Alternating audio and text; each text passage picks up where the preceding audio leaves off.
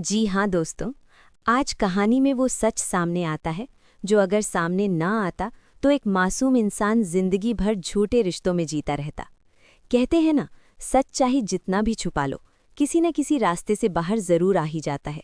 और आज सच खुद शीतल के ही मुंह से बाहर आ जाता है। बिट्टू का एक कपड़ा गलती से मुन्नी के कपड़ों में चला जाता है।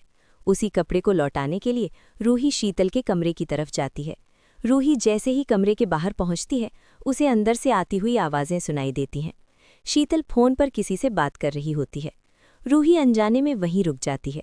शीतल बड़े ही सामान्य लहजे में कहती है, आज मैं, निहार और बिट्टू तीनों बाहर डिनर पर जा रहे हैं।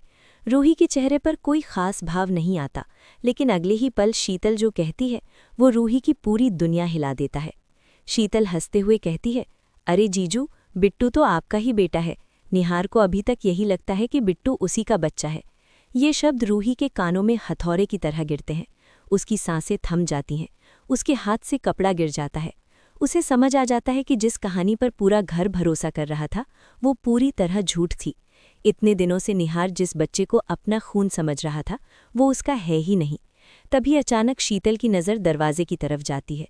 वो रूही को देख लेती है। शीतल का चेहरा पीला पड़ जाता है। उसकी ज़बान लड़खड़ा जाती है। अब वो जान जाती है कि जो सच उसके मुंह से निकला है उसे अब छुपाया नहीं जा सकता। थोड़ी ही देर में ये बात पूरे घर में आग की तरह फैल जाती है।